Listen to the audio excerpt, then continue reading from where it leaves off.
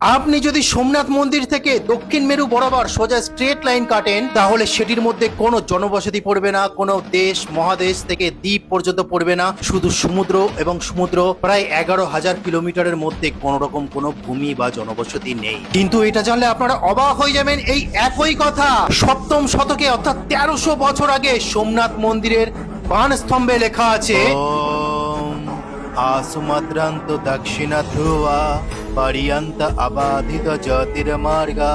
বন্ধুরা, সোমনাথ মন্দিরের এই বিশেষ স্তম্ভকে বলা হয়, চিহ্নকে বলা হয় ভূধ্রুব বা আর্থ অ্যাক্সেস পিলার। এর মানে হলো এই বিন্দু থেকে একদম দক্ষিণ মেরু পর্যন্ত শুধু জলরাশি আছে, আর কিছুই নেই। এবং ওপরেও পৃথিবীর যে বাণস্তম্ভ আছে সেই দিশা সম্পূর্ণ সেই দক্ষিণ মেরুর দিকেই ঘোরানো। তারপর 1000 বছর আগে লেখা এই শ্লোক যখন আধুনিক বিজ্ঞান চর্চা করলো, তখন তারা সত্যিই দেখলো হাজার হাজার বছর আগে যা লেখা আছে সেটাই সত্যি, যে এই পথের মাঝখানে কোনো দেশ নেই, কোনো মহাদেশ নেই, কোনো জনবসতি নেই, কোনো দ্বীপও নেই, শুধুমাত্র জলরাশি। তাহলে বন্ধুরা, আপনারা চিন্তা করুন আমাদের ঋষি মুনি ঋষিরা কতটা সায়েন্টিস্ট ছিল, যে 11,000 কিলোমিটারে কি কি আছে সেটাও তারা জানতো।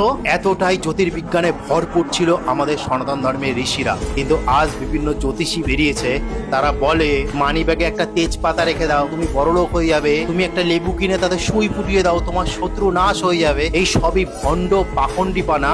আসল জ্যোতির্বিজ্ঞানের বিদ্যা তো আমাদের ঋষি মুনি ঋষিদের কাছে ছিল, এখনো পর্যন্ত আছে, কিন্তু সেটি কেউ ব্যবহার করতে চায় না। তাহলে আপনারা দেখলেন যে এই ভগবান শিবের সোমনাথ মন্দিরের এত বড় বৈজ্ঞানিক দৃষ্টি যা এখনো পর্যন্ত বিরাজমান করছে। যে সোমনাথ মন্দিরকে বহুবার ভেঙে দেওয়া হয়েছিল, তা সত্ত্বেও আজও ভগবান শিবের মহিমায় সেই মন্দির মাথা উঁচু করে দাঁড়িয়ে আছে এবং সেই বাণস্তম্ভ এখনো পর্যন্ত বিরাজমান। আপনারা সোমনাথ মন্দিরে গেলে অবশ্যই দেখতে পারবেন। তো ওটা আজকে বলার ছিল, গর্ব করুন যদি সনাতন ধর্মের মানুষ হয়ে থাকেন। হরে কৃষ্ণ, হর হর মহাদেব।